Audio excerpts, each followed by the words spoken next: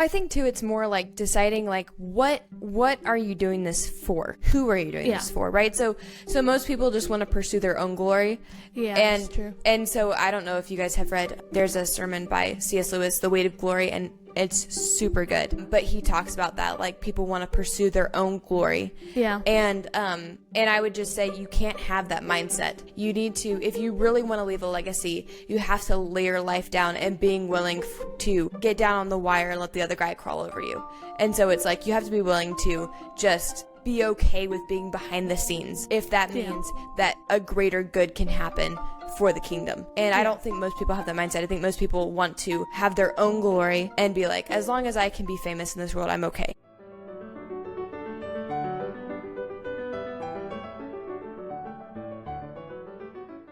All right, hello everyone, and welcome to the Feminine Glory Podcast. I am one of your hosts, Lydia Edmonds, and I'm joined by my wonderful co-host, Esther Edmonds. Hello, everyone. And today I have the wonderful privilege of interviewing Esther. We are going to get to know a little bit more about her, so let's jump into it.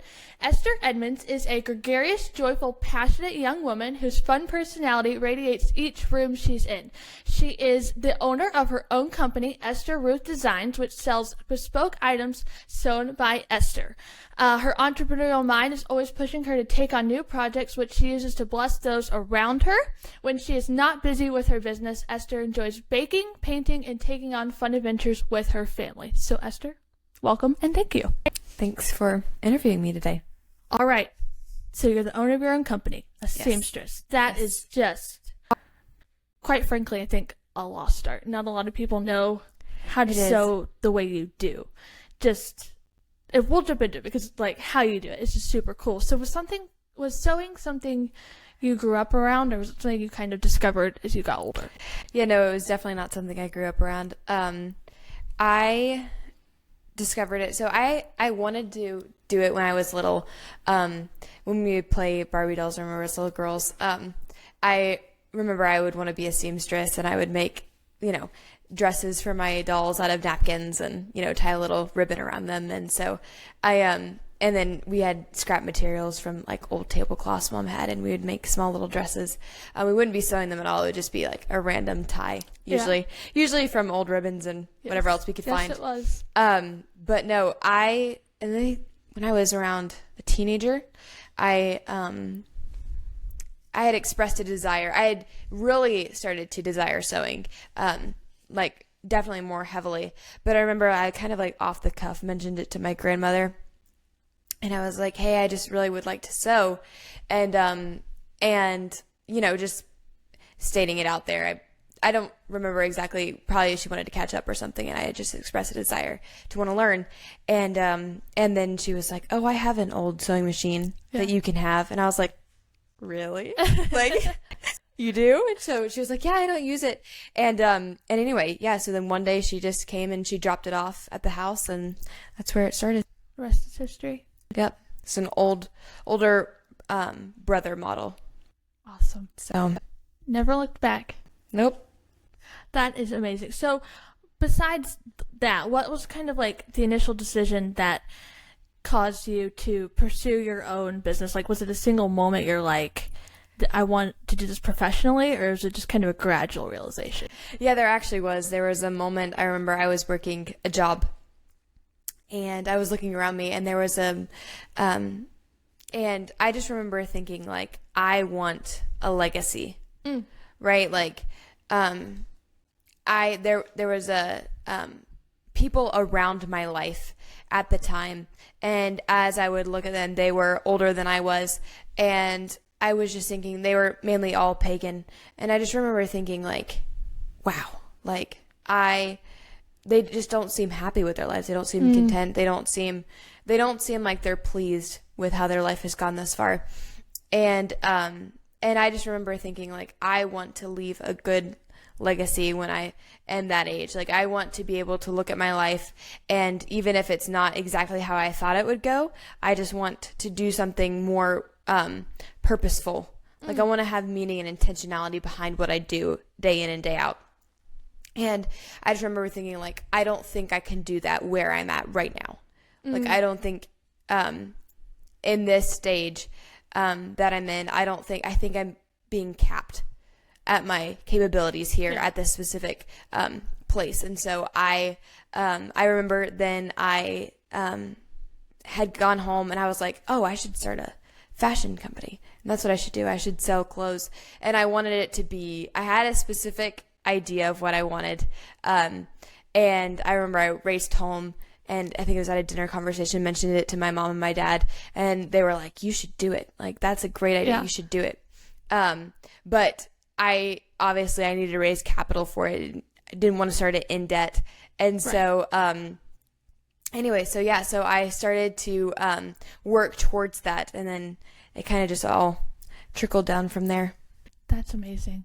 I know the people you were describing, it reminds me of how, oftentimes Christians in our culture today, it's like, I went to church, check, I'm okay, but they don't but they're not continuing their learning at home in the Word, and so they're not like, the Bible isn't affecting every area of their lives. It's like they keep all the spheres separate.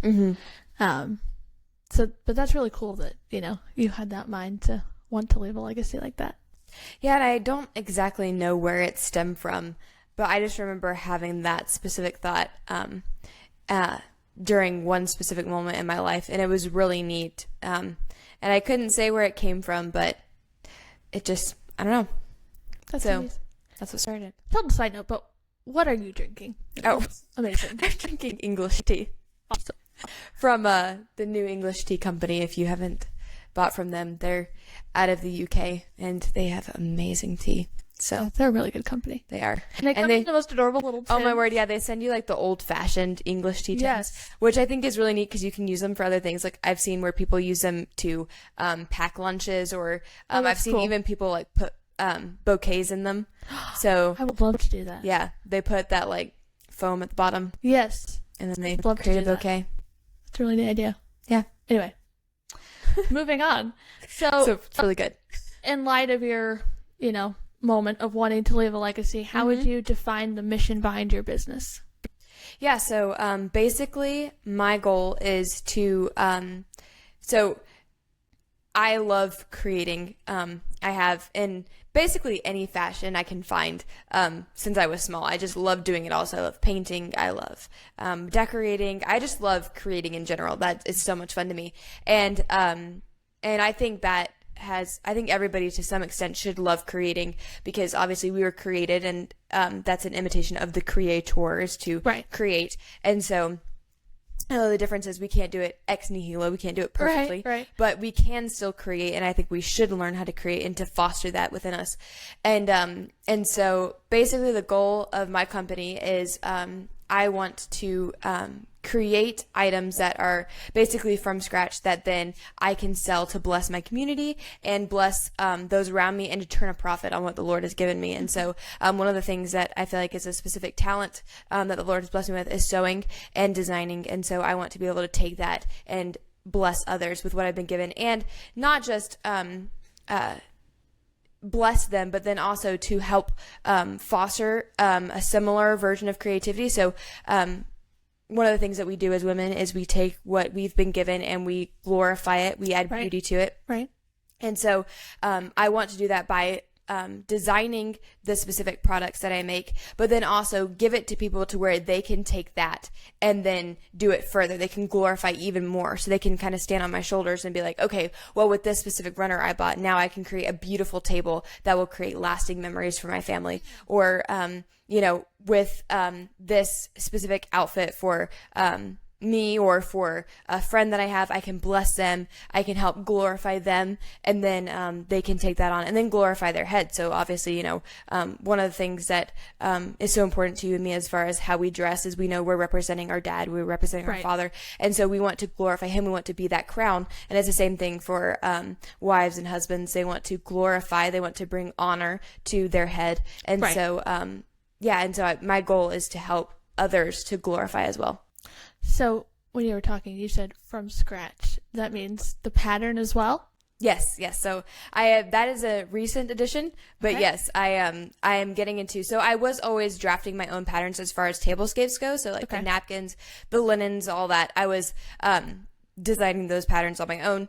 but then when I got into dressmaking, I wasn't able yet. I hadn't learned the skill to do that, and so now I am having like deep dives into designing my own dresses and clothing. So that is really, really cool. Yeah, it's been fun. It's been a rigorous journey, but it's been a lot of fun, and it helps you to be even more creative. So one of the ways to tweak something or make it new is you have to understand the old. And so I didn't know really the why behind why certain patterns worked. And so now that I've taken that deep dive into the why, I can take that and make it my own. Well, it has been a joy to watch it just click for you. And thanks all your hard work in discovering that. So lots of geometry, I'll tell you. That class came in handy. Not funny. I was listening to a podcast the other day. I won't go in. It was about plants and whatnot, and I was like, "Oh, that's where this from chemistry class comes in handy." So your education is important, ladies. Yes, it is. So what were some of the first steps you took after deciding to launch? Yeah, so I first I had to go into a bunch of research on the legal side of it, so I got that all situated. And then I was filling out a lot of forms, a lot of documents, and I remember there was one specific moment, though, where I think it was 6, so I was at home, and our family is one of the types so that when you're sick, you don't just lie around and sleep. Educational videos. Yeah, or you watch some movies too, but it's a lot of like if you have things to do, you also get what you need to get done. Try to read. While you're laying about. Yeah. And so I remember I was still working heavily on the business, and I had found a class I wanted to take on website design because as only I can. I had not only decided that I wanted to start a company, start a website, but then I also decided I wanted to make the website from scratch. Which I would not necessarily suggest if somebody was starting their own company now. I'd suggest getting something like Wix or Shopify where it already has the website design for you. Like a template? Yeah. But I was being influenced to start from scratch. Okay. And so I had to take this really long class on how to build a website. And so I did, and it was in the midst of that. I was sick, so I was doing some of the classes, and then also I was filling out a lot of forms. And it was in that time that I remember Dad was always on board, but he's one of the types that he's like, don't just say you want to do it. You need to prove it to me before I'll believe you. Yeah. Right. So he's like, hey, that's awesome. Now go do something with that. You can't just say you want to do that and then never do it. And so it was in that moment that Dad was like, okay, you're committed. You have my permission to go full force into this thing. And that was a really sweet, like, father-daughter moment that I was really proud. And I didn't know at the time that was what was going to be what prompted him to give the A-OK, but it was a really sweet moment. So that's cool. So how many years have you been at this now? Like from when you first started really just deep dive into sewing and then starting the website. So like when I started sewing completely or when I launched officially? Yes, when you started sewing, like more professionally, not just the Barbie clothes. Yeah. I'd have to say it was 2023, I believe. I had been doing small things here and there up until that point, but yeah, I think 2023. And I don't remember. I know I launched in September of 2023, but I don't remember exactly because I remember I was making stock a lot before that, like trying to perfect the designs before then. But yeah, 2023 was sometime in there is when I started getting really, really serious. Yeah, because when you graduated, you gave gifts to people that you made, right? To people that came to your party? Yes. So yeah, I guess it would have been before then. Maybe more near 2021 then. Wow. That was, yeah. So how has your business evolved since you've started then? It's definitely increased in its design. So when I first started, it was not as much of a focus on the actual design and what I thought was nice. I wanted to do more what would sell.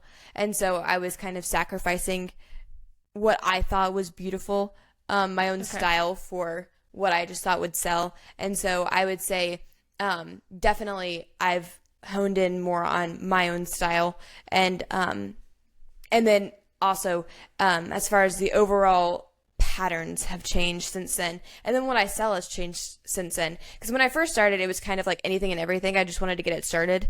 And so now I feel like it's definitely honed in on things that I feel like would help bless, and then things that I personally more enjoy doing, but then also more what I'm gifted at.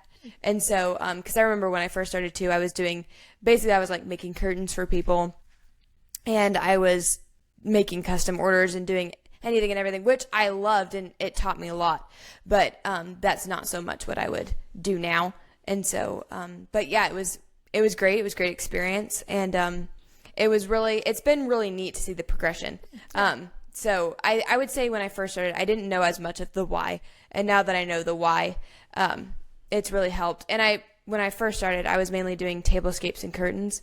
So I was doing like runners and tablecloths and napkins and placemats. And now it's definitely morphed more into, I've also added in clothing, and I'm hoping that will be a bigger part of my business coming up. I'm very excited about that personally.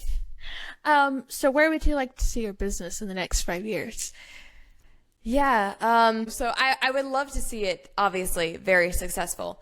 But I am also aware that success comes in many different forms. Mm-hmm. Speaking of going back to legacy, I would be content if it wasn't necessarily like my business, was just, the biggest thing ever. If that meant that then I could teach the next generation so they can take it on. Because I think, especially in the fashion industry, Christians have not taken that for the Lord. Yeah. There's a bunch of like the true fashion designers that we look to are more often than not pagans. And so I would really like to see Christians take that on to be more, and to be more modest and be more classy to the glory of God, and do your own style. So obviously, you can put a twist on what's classy, you can put a twist on what's modest, and make it your own style. Right. But I would love to see that be the future of the fashion industry. But if that means that then I need to be a quote unquote nobody, so then the next generation can take it on, and then the next generation, that would be wonderful. The teacher kind of behind the scenes. Yes. Yeah. Right. And so I'm like, as I keep learning, I'm acquiring more and more knowledge. And so I want to be able to pass that on, so then somebody can not have to start over like I did, and not have to learn everything from scratch. But then they can take that on, and they can be like, okay, this is what she learned. Now what can I learn to pursue even further this business, and then take that on and then do something glorious with it. That's really neat. I don't think a lot of people in today's world necessarily have that mindset, you know what I mean? Like, what foundation are you laying for the people that are coming behind you, and how are you going to help them, like a generational wealth kind of mindset? But I think that's really neat, especially in someone, your age. That's not something you're going to see in the young adult realm. So it's really neat. Well, I think too, it's more like deciding like, what are you doing this for? Who are you doing this for, right? So most people just want to pursue their own glory. Yeah, that's true. And so I don't know if you guys have read, there's a sermon by C.S. Lewis, The Weight of Glory, and it's super good. But he talks about that, like people want to pursue their own glory. Yeah. And I would just say you can't have that mindset. You need to, if you really want to leave a legacy, you have to lay your life down and being willing to get down on the wire and let the other guy crawl over you. And so it's like you have to be willing to just be okay with being behind the scenes, if that means that a greater good can happen for the kingdom. And I don't think most people have that mindset. I think most people want to have their own glory and be like, as long as I can be famous in this world, I'm okay. Yeah, that is very true. But I definitely agree with you. I think the fashion industry needs to be, we Christians need to go plant some flags over there in that realm. They do. So what is like your favorite thing about being a business owner? Blessing your community. The joy of seeing people when they have received their item or their product, their custom product, whatever it may be. And even like getting to work some behind the scenes. So like I've had some people that have come and told me like, hey, this person that I know is having something coming up and I want to bless them with a gift. Can you help me? Those are my favorite because it's like they want to help bless somebody they know and they've asked me to participate. Yeah. And I just think that's so much fun. Yeah, that's really neat. Yeah. It's always a fun, like, because you're being really secretive. And especially if it's somebody that you know, like, and then it's like you see them and it's like, I know what's in the works for you. Yeah. You don't. I mean, it's not often you get like a custom gift like that, like apron or. No. And I just think it's so much fun, like, because they're taking the time to think about you. Right. And they included, or their person, and then they've included you in that. And so it's just so much fun to be like, hey, here you go. Here's your thoughtful gift that you decided to design custom after this person. Like you told me what you wanted for this person and I get to participate in that. I think that's really neat. That's beautiful. So what is a common misconception people have about what you do? Oh, no. Okay, this one's funny. And I don't know if I just like am not good at explaining it to people. Or I don't know, or maybe it's just because we lack this in like small communities. Okay. But the common misconception is I'm a tailor. Okay. Yeah. Yeah. And more often than not, before I get any requests for any custom designed product, I first get asked to help make alterations to some sort of garment. All right. Tailor. Yep. Yep. I don't know. Don't ask me why. That is the first thing I'm like, that is, because that's one thing that's like, I do that, but that is definitely separate from my overall goal. And I don't mind doing it. I mean, if I can help somebody do it, then that's fine. And I enjoy it. But no, it's always cracked me up because I'm like, that's a different skill set that I've not acquired yet. Yeah. To the extent that it needs to be. So have you ever had like just a crazy life experience while you've been sewing, working on a project, and it's just gone terribly awry, or something has happened, you've been on a deadline and you've just had to like, carry on with a joyful attitude through it? Yes. You have? Yes. All right. I had a really big order for custom curtains.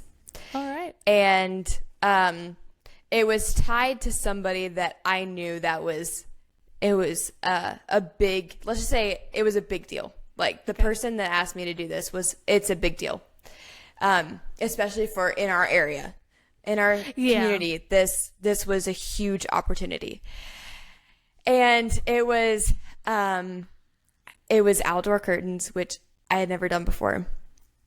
And it was a lot of curtains. I remember this. And I was, working, trying to get it all, the fabric all came in, and it was like yards and yards and yards of fabric. And I was rolling it out on the floor. I'd moved some of the furniture. I was rolling it on the floor, trying to cut it, trying to get it all aligned. Because that's the hardest part, is getting everything straight.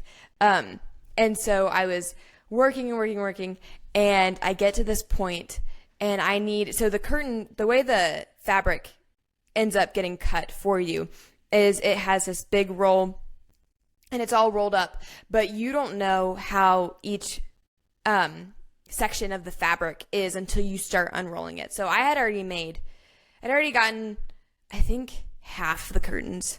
No, it was 2/3 of the curtains already done. And I was on the last stretch.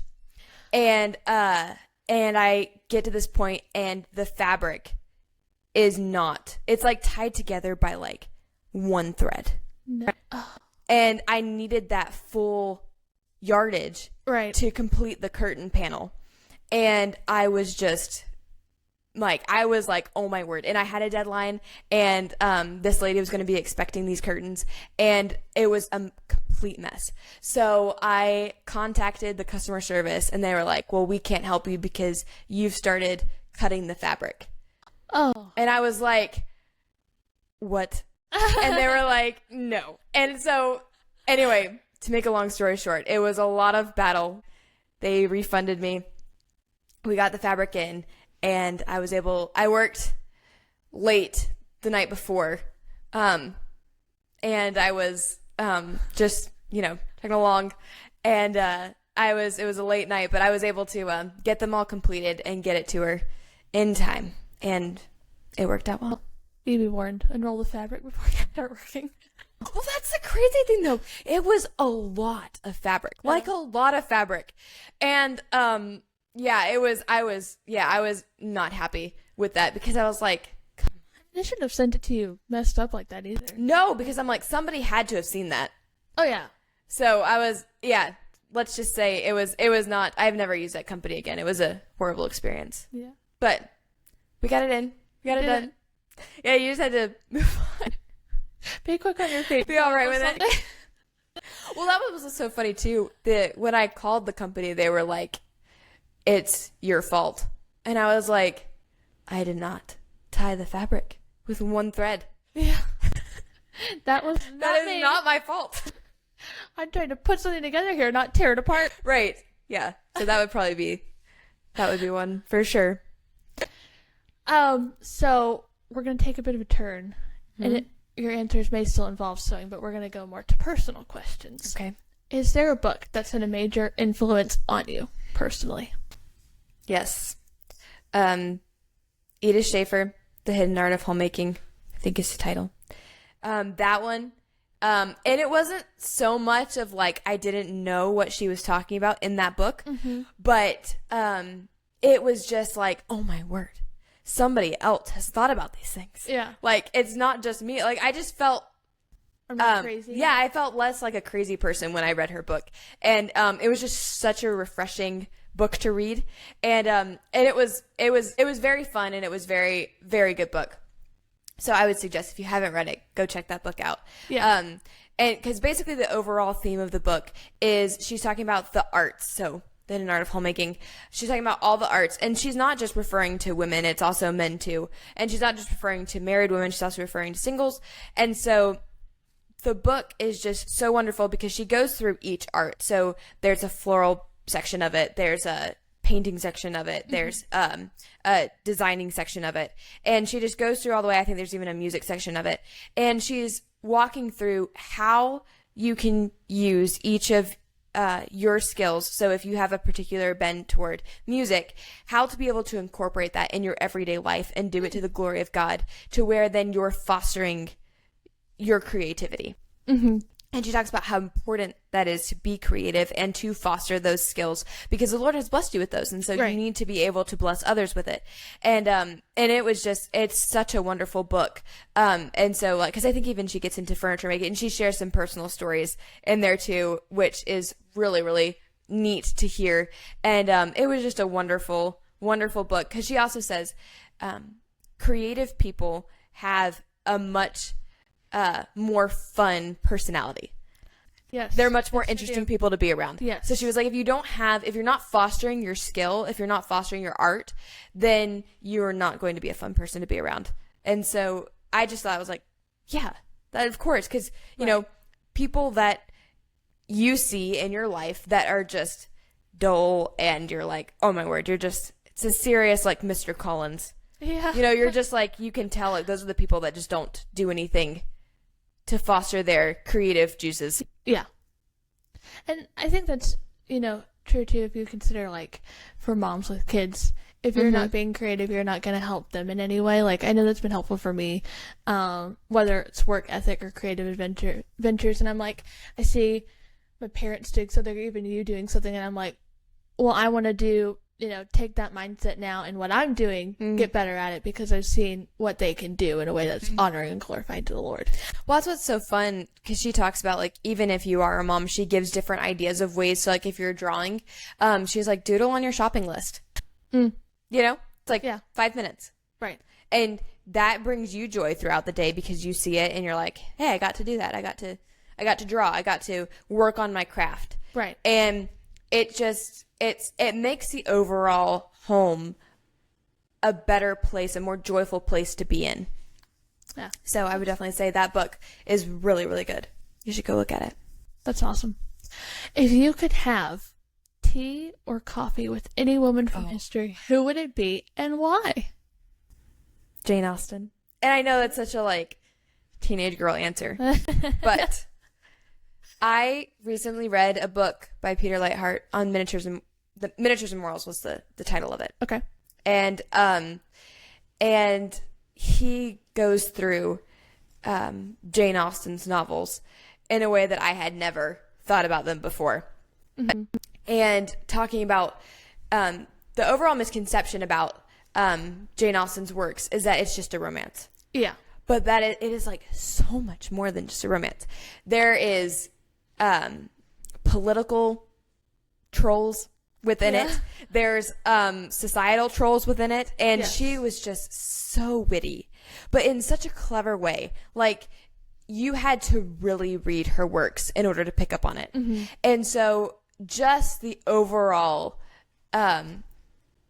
Easter eggs that were laid within her novels are incredible. And it is very, very profound. And even the idea that community really does help a person and their personality. Mm-hmm. So we've seen from firsthand one of the points he makes is that, and he says the overall theme in Jane Austen's novels is the people that are hermits are no fun and they're not good in their society. Yeah.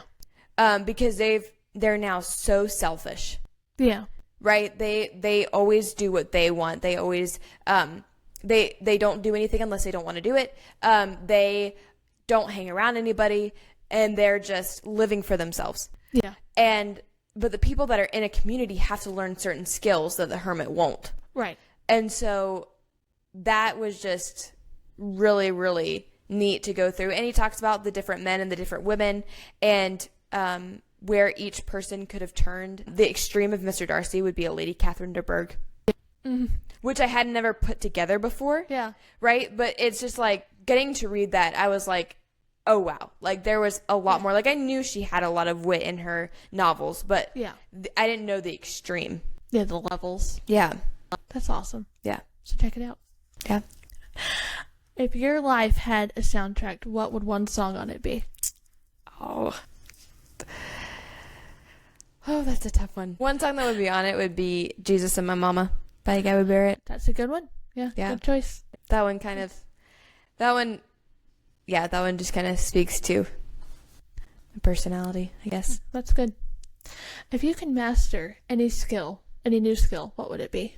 Ooh. I'd like to do better at cooking. Just as a whole, like a specific aspect? I think, like, know the science behind it.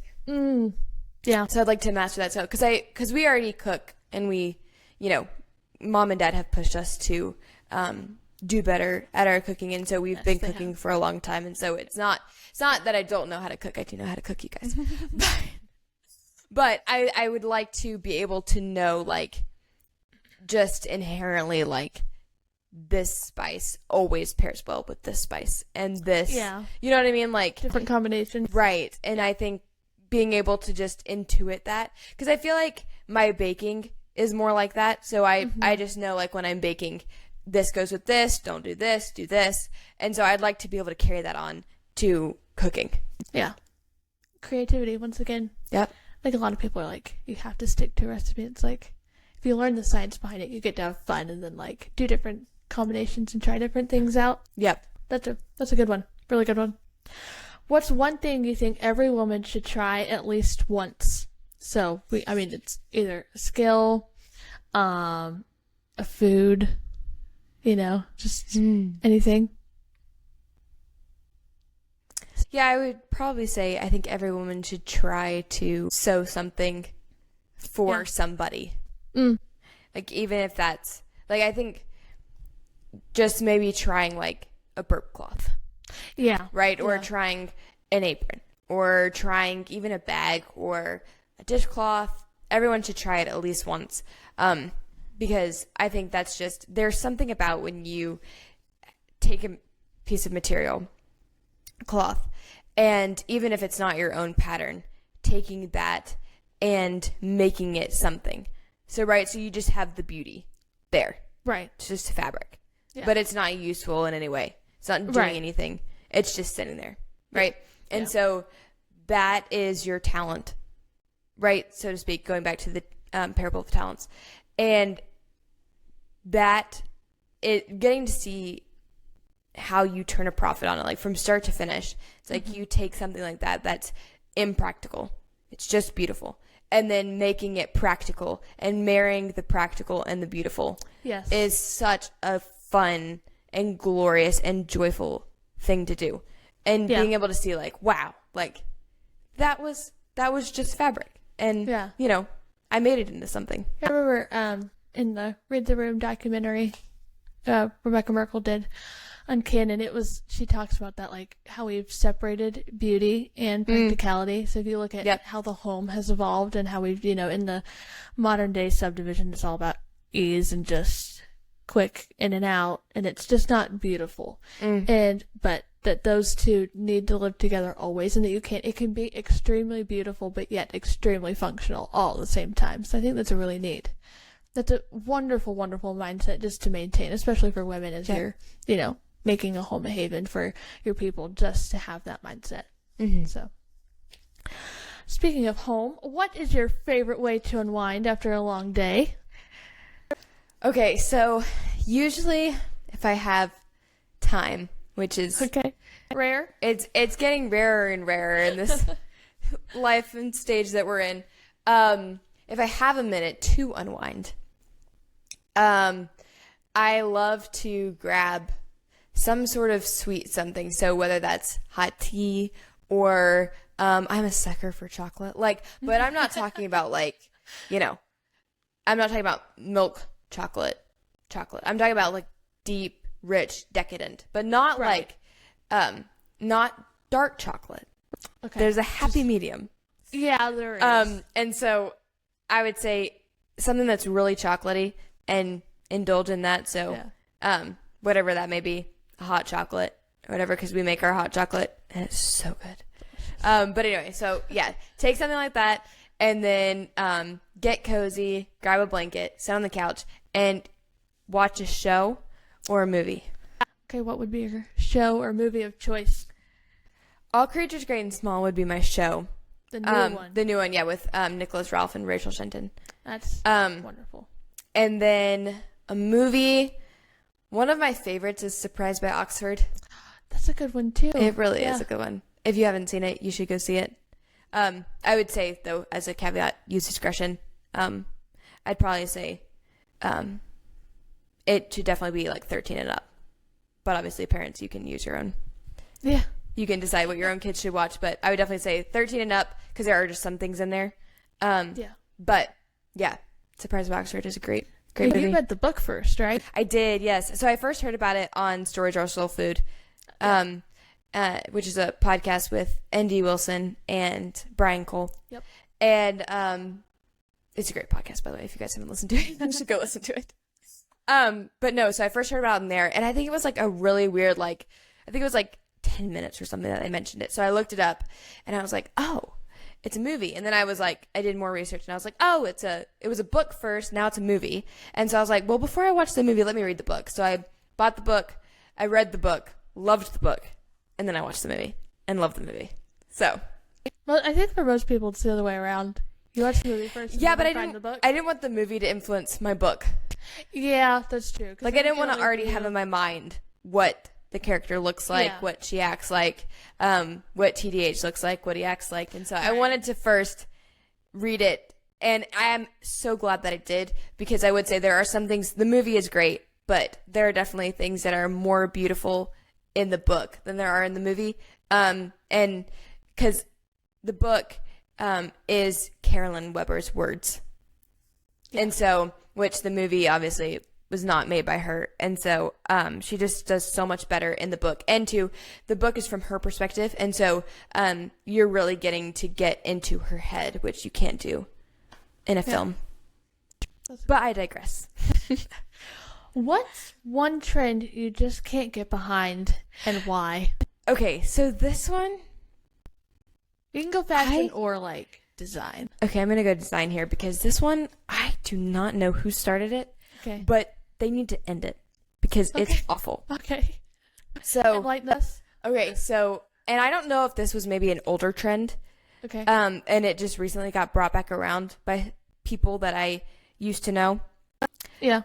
But there was this one girl that I knew, And she brought it back, and I was like, what in the world? And the more as time went on, then I realized it actually is a trend. And I was like, I hate this trend. So basically, people, they take a vase, flower vase. Okay. And they fill it with fruit. Okay. And then they put the flowers in. So it's kind of like, so imagine how people like, they take the pebbles, like the clear crystal pebbles, and they put it into the vase to hide the stems. Yeah. They take fruit. But it can't be real fruit, right? Because it'll get ruined in there. Yeah, and so they take fake fruit, which is also, I have a certain pain with fake fruit because I just think it's so rude to put fake fruit out and people can't enjoy it. You're like, haha, I tricked you. Yeah. Fake fruit. You can't actually eat that apple. It's fake. Yeah. So I'm like, I don't know. I just feel like people should, I don't know. So anyway, I'm the stems and the fruit. The stem, I'm like, fruit does not belong in a flower vase. Yeah. With flowers. That is a big no-no. But I don't know why they do it. I mean, I'm sure there are people that can do it and make it look wonderful, but I have yet to see that. And I just can't. I can't. It's that's so bad. That sounds pretty bad. I just don't know who thinks of this. Like, I don't know. It's maybe if you guys like it out there, then, I'm sure you guys can make it beautiful, but show us how it can be done well. Yeah. And I'm willing to be wrong. I just haven't seen it done well yet. Yeah. So if you guys do that, send us a photo or something because I like to see it done right. Yeah. But I don't know. In my mind, fruit and flowers don't go. Yeah, not like that. Like, it's one thing if you had a fruit tree or something and you cut one of the stems off of it, one of the branches. Oh, right. And you put it in the bouquet. That's one thing. I'm like, okay, then the fruit and the flower can go. But not in the vase. Yeah. And so that's the other thing. The fruit that they use doesn't make any sense. It's lemons is the most often what I've seen. Lemons and oranges. Which I'm like, I don't know. It's just so weird.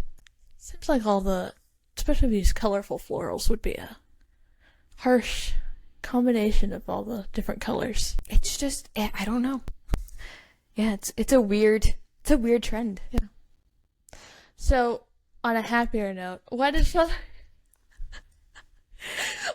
that has stood out to you recently that has captured the essence of feminine glory? This is kind of broad, but just overall, like what we were saying, taking what you've been given, regardless of what that is, your body, your money, your talents, and turning a profit on it and making it glorious. And I'm not talking about a monetary profit. I'm talking about any kind of profit.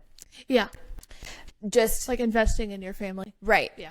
And so that to me is feminine glory. So you take what you've been given, you beautify it, and then you turn around and it has now become this glorious thing that blesses others.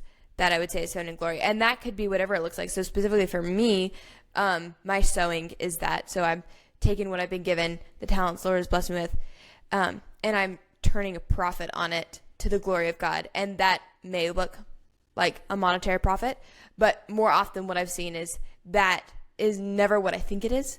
And I think that is just glorious. And it's what it needed to be because that's what the Lord decided, how he wanted it to be glorified, how he wanted to bless it.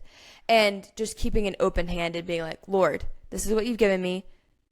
Show me how I can turn a profit on it for your glory and for the blessing of my community, and help me to do the best that I can with it. Help me to return it to you, glorified and beautified. And that also is like, take your eyes off the end of your own nose. Be looking at other people and how you can be beneficial and helpful to them and not just wallow in your own sorrows. Right. Yeah, I think that mindset really does affect how you live the day-to-day because then you do find joy in the mundane. Right. Because you're like, I may be here doing the dishes. I may be here doing whatever it is, cleaning up a mess. I may be here not at all where I thought I was. I know you and me have had some experiences lately that we never would have thought would take us to where we are now.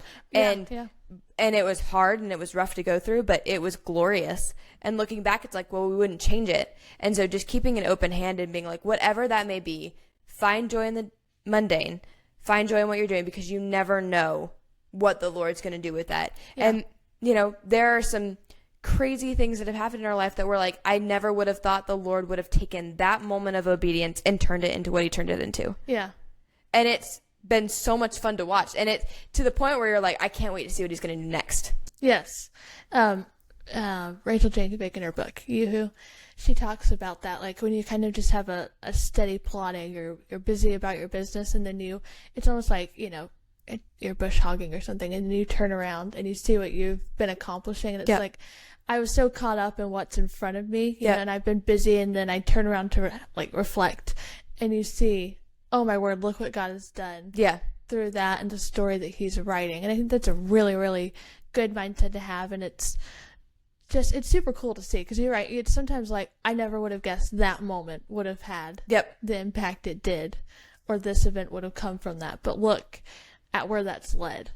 And the moments that happen that way, you never expect those moments to be that.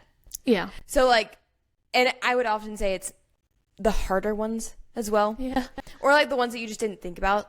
It was like, you know, I'm just doing what I need to be doing.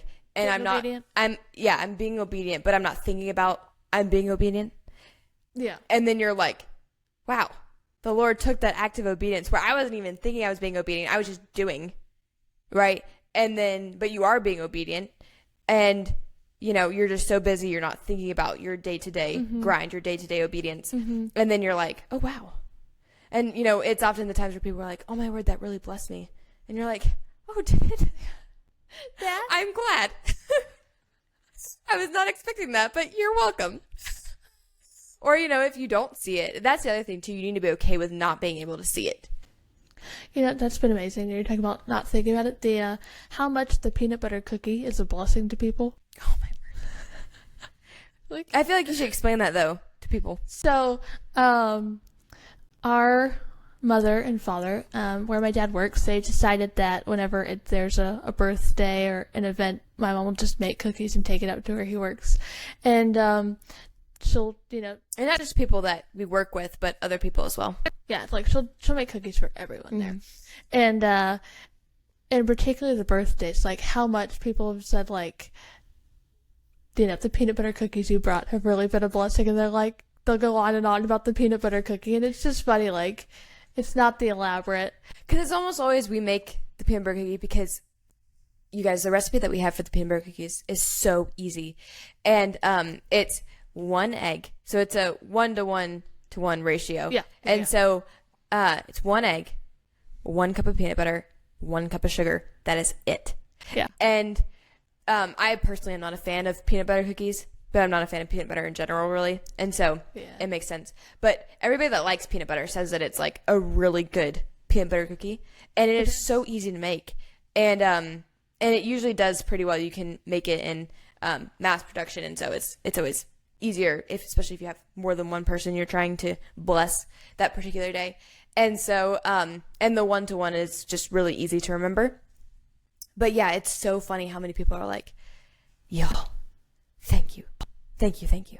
And it's so we've amazing. Called it like, but it's more our mom's thing is what she does. Because, our parents have decided that they wanted to, bless their community in that way. And they wanted to be hospitable in that way. And so, it's a really fun way to be hospitable to them and still obey God. Yeah. And they love it. Yeah. Like, so we've called it the ministry of the peanut butter cookies. It's awesome. Yeah. She's a really big inspiration. Yes. We're going to get her on the podcast soon. Yes, we will. Yeah. And you guys can hear it from her own mouth. So how can people keep in touch with you and all that you're doing and changes that, you know, where your business will be going? Yeah, so I have a website. It's under construction at the moment, but probably by the time this podcast gets out, it will be up and rolling, Lord willing. Good. So it's estherruthdesigns.org. So you can go find me there. I also have social media accounts, Esther Designs. That's on Instagram and Facebook. So Yeah, you can go find me there. Well, Esther, it was a pleasure. Thank you very much. Thank you for interviewing me. We will see you all on the next episode of the Feminine Glory podcast. Bye, guys.